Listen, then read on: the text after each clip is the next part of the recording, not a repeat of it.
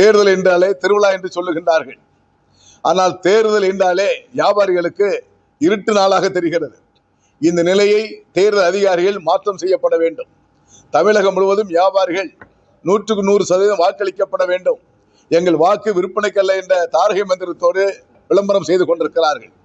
ஆனால் தேர்தல் பறக்குமடை என்ற பெயரில வியாபாரிகளை குறிவைத்து தாக்கி கொண்டிருக்கிறார்கள். நேற்று இதே கரூரிலே 1,13,000 ரூபாய்க்கு அரிசி மூடை ஏற்றி கொண்டு போன வாகனத்தை மடக்கி பிடித்து வைத்துக் கொண்டு எல்லாமே ஆவணங்கள் எல்லாம் முறையாக இருக்கிறது. ஒரே ஒரு ஸ்பெல்லிங் மிஸ்டேக்.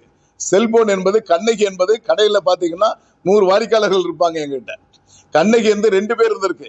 இன்னொரு கண்ணகி பேர்ல அந்த போன் நம்பர் இருந்திருக்கிறது. அது குற்றம் என்று சொல்லி பணத்தை அபகரித்து விட்டார்கள். என்ன செய்யறாங்கன்னா தேர்தல் அதிகாரிகள் கடைகளை எப்பவும் பூட்டுவார்கள். பூட்டி விட்டு வீட்டுக்கு எந்த வழியாக செல்லுகின்றார்கள். வீட்டு வாசல் நின்று கொண்டு பணத்தை பறித்து கொண்டிருக்கிறார்கள். இது கடுமையான அத்துமீறல் என்பதை தமிழ்நாடு வணிக சங்க பேரமைப்பு வன்மையான கண்டனத்தை பதிவு செய்து கொள்ளுகிறது. அது அன்றைக்கு ஒரு நாள் மார்ச் 31 முதல் கட்டமா சென்னையில் வைக்கிறோங்க. அன்றைக்கு அடுத்த கட்ட போராட்டம் அதே 31 அறிவிப்போம். அதுக்கு அடுத்த போராட்டம் அதிலே அறிவிப்போம். தேவைப்படுமையானால் தமிழ்நாடு முழுவதும் கடை அடைப்பதற்கு வியாபாரிகள் தயாராக இருக்கிறார்கள். அதையும் செய்யக்கூடிய நிலை ஏற்பட்டுவிடக் கூடாது என்பதைதான் முதற்கட்டமாக ஆர்ப்பாட்டத்தை தொடங்குகிறோம். பட்நாயக் அவர்கள் வியாபாரியுடைய கோரிக்கை ஏற்று பணம் அதிகப்படியாக கொண்டு போகக்கூடிய சூழல் உருவாக்கும் என்று சொல்லி இருக்கிறார்கள். ஆனால் அவர் தலைமையில கீழே இருக்கின்ற அதிகாரிகளுக்கு சுற்றறிக்கை மூலமாக வியாபாரிகளை துன்புறுத்தக்கூடாது என்பதை வலியுறுத்த வேண்டும். இந்த நிலைப்பாட்டை எடுக்கவில்லை என்ற காரணத்தினால்தான் வருகின்ற 31ஆம் தேதி செவ்வாய்க்கிழமை அன்று சென்னையிலே முதல் கட்டமாக ஒரு ஆர்ப்பாட்டத்தை நாம் தொடங்க இருக்கிறோம். அந்த ஆர்ப்பாட்டம் தொடக்கமே தவிர நிறைவு அல்ல. இந்த பிரச்சனையில் தீர்வு ஏற்படும் வரை தமிழ்நாடு வணிக பேரமைப்பு பல்வேறு கட்ட போராட்டங்களை அறிவிக்கும் என்பதை எச்சரிக்கை உணர்வோடு பதிவு செய்து கொள்ளுகிறேன். எங்களுடைய கோரிக்கைகளை அரசியல் கட்சியினுடைய தலைமை, குறிப்பாக திராவிட முன்னேற்ற கழக தலைவர்களிடம் வழங்கியிருக்கிறோம். எதிர்கட்சி தலைவரிடம் வழங்கியிருக்கிறோம்.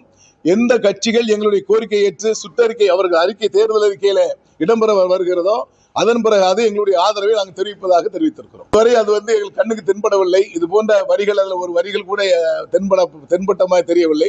மீண்டும் ஏன்னா 2ஆம் முறை அறிவிச்சிருக்காங்க, மீண்டும் அறிவிக்கிறாங்க என்பது தெரியாது. நிறைவாக முடிவு வருகின்ற பொழுது எங்களுடைய தெளிவான முடிவை நாங்கள் அறிவிப்போம். கட்சிக்குமே நாங்கள் கோரிக்கைகள் கொடுத்திருக்கோம். அந்த முறையான எங்களுடைய கோரிக்கைகள் நியாயமான முறையில் பரிசீலனை பெற்று அதில் வந்தால் மட்டும்தான் அதை பரிசீலனை பண்ணுவதாக நான் அறிவிச்சிருக்கிறோம். அந்த உள்நோக்கமே நாங்கள் அரசியல் சார்பில்லாதவர்கள். எங்கள்கிட்ட உள்நோக்கமே இல்லை. பாதிக்கப்பட்ட மண்ணு இந்த மண்ணு கரூர் மண்ணில் 41 உயிர்களை நாங்கள் இழந்திருக்கிறோம். அதற்கு தமிழ்நாடு வணிக பேரமைப்பு ஏற்கனவே எங்கள் இரங்கலையும் வருத்தத்தை தெரிவிச்சிருக்கிறோம். அதுபோன்ற உயிர் மாய்க்கக்கூடிய நிலையில் எந்த அரசியல் கட்சிகளும் கூட்டம் நடத்தக்கூடாது. அப்படி கூட்டம் நடத்துகின்ற அரசியல் கட்சிக்கு அனுமதி தரக்கூடாது என்பதில் மிக தெளிவாக இருக்கிறோம். ஏன்னா நடைமுறை ஏற்படுத்துவது என்பது உயிர் விலை மதிக்க முடியாத சொத்து.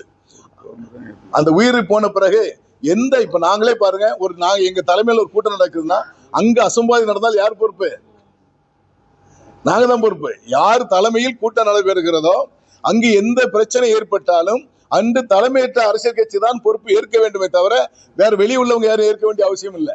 இந்த நிலைப்பாட்டை எல்லாரும் புரிந்து கொள்ள வேண்டும்.